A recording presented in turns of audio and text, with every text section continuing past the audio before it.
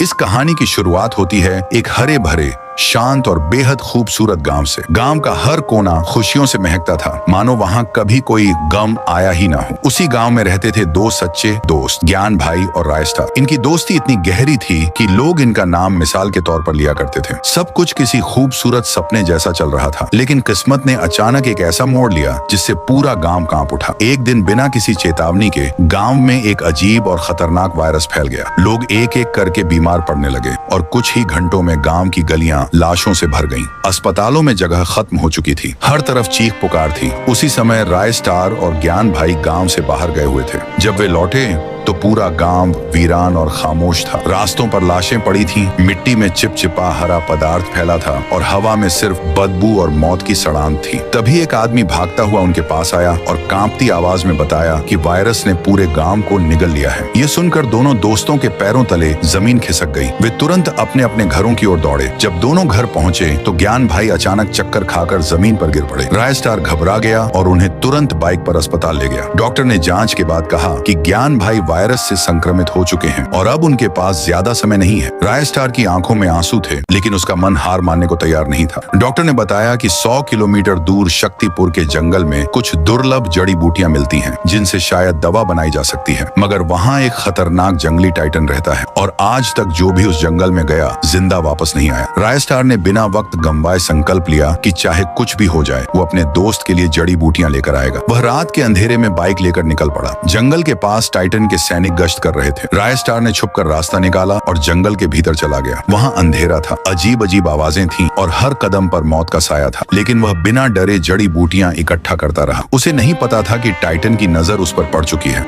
उम्मीद के साथ रायस्टार अस्पताल पहुंचा। रायस्टार, डॉक्टर साहब ये लीजिए जड़ी बूटियां। डॉक्टर ने तुरंत इलाज शुरू कर दिया। धीरे धीरे ज्ञान भाई की तबीयत संभलने लगी और पूरे गांव के लोग भी ठीक होने लगे। गांव में फिर से रौनक लौट आई, लोग मुस्कुराने लगे, बच्चों की हंसी गूंजने लगी। लेकिन वो शांति ज्यादा देर टिक नहीं सकी। टाइटन ने गांव पर हमला कर दिया। हर तरफ भगदड़ मच गई, लोग फिर से गिरने लगे, चीखें आसमान तक पहुंचने लगी। उसी वक्त रायस्टार और ज्ञान भाई ने धमाकेदार एंट्री मारी। रायस्टार, तू मासूम लोगों को क्यों मार रहा है? टाइटन, तुमने मेरे जंगल से जड़ी बूटियां चुराई हैं, अब सबको इसकी सजा मिलेगी। ज्ञान भाई, अगर तुझे अपने जंगल की इतनी फिक्र थी तो तू इंसानियत दिखाता, लेकिन तू तो एक राक्षस बन गया है। ये बात सुनते ही टाइटन आग बबूला हो गया और उसने फाइट शुरू कर दी। देखते ही देखते पूरा मैदान जंग का अखाड़ा बन गया। चारों तरफ खून ही खून। रायस्टार और ज्ञान भाई एक एक करके टाइटन के सारे गुंडों को खत्म करते गए। थोड़ी देर बाद जैसे ही धुआं छंटा, टाइटन जमीन पर गिरा पड़ा था और सामने खड़े थे रायस्टार और ज्ञान भाई।